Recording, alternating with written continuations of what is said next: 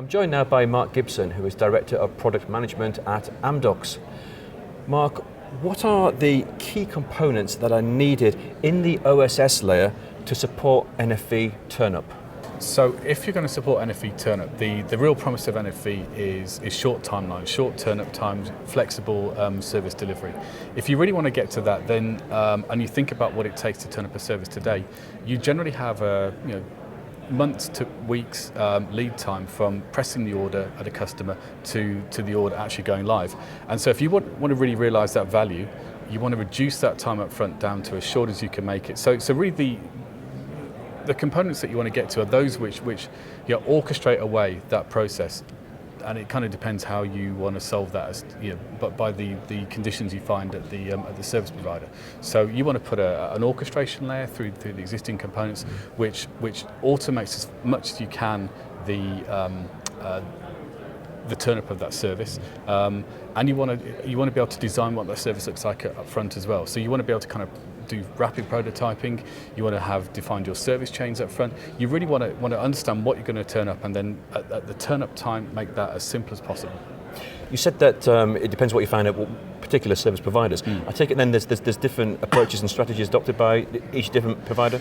So by that I mean that when you turn up at a service provider, so I can think of on the top of my head who had 160 separate OSS systems, which is the extreme end. But you can see typical providers with 20 or 30 existing components in their order to fulfillment process, which you need to streamline, rationalise, cherry pick what you need to keep, and the rest need to go away. So turning up NFV is as much about streamlining the back office process as it is about the NFV itself. So it's not just a case of let's sign a contract for NFV solution, virtualizing these network functions.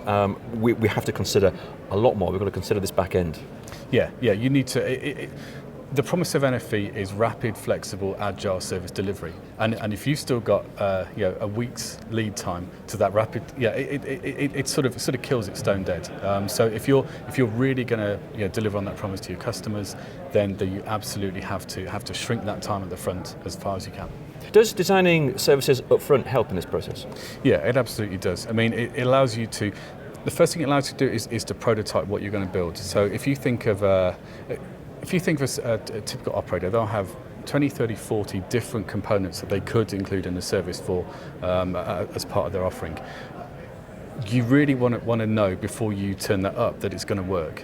You want to be sure that that the permutation works, that it knits together, that your service chain is accurately defined, and that you understand what you have to turn up in the physical network to support that. So allowing yourself to design it up front allows you to prototype it, allows you to have it ready, so that when you want to turn it up, you can just press the button and go, and then you start to end up with processes which are fully baked, not kind of invented on the fly.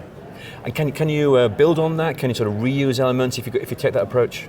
Yeah, so kind of underpinning that and underpinning the Amdocs approach here is that you put all of that into a central catalogue. So each time you build a component or an instance of a component, so maybe you take a firewall component and you tweak it one way for one customer. If you can reuse that in another customer's offer, then you can pull it out of the catalogue and reuse it, and you kind of know it's there. So you've got this kind of storage facility, if you like, of the things that you've already built, which then become your Lego bricks for building new services. So your service instance might contain 20 or 30 things which you've already built for other service instances, but it's bespoke to that customer. And again, the NFV promise is I'm going to be bespoke, I'm going to meet your exact customer requirement, and now you can start to do that with these reusable components. So how is achieving operational NFV reliant on kind of combining and knitting together these end-to-end components within the service provider?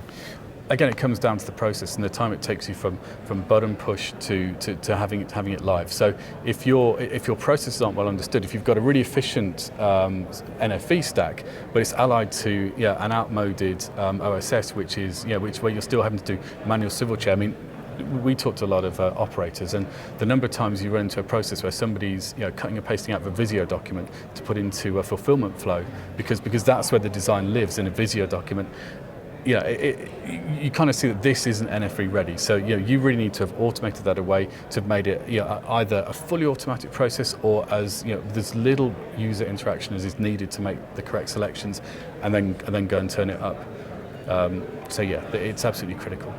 And when we look at NFV, we're not looking at greenfield sites, are we? We're all legacy we've got to work with, and we end up with hybrid networks. No, exactly. And there's a question asked today about, is it revolution or evolution? And I think in nearly all cases, your first deployment is going to be an evolution. It's going to be an existing business case that you can explain to your senior staff, to your VP level. I mean, virtual CPE is the most common example, which has been talked about for 2 or 3 years.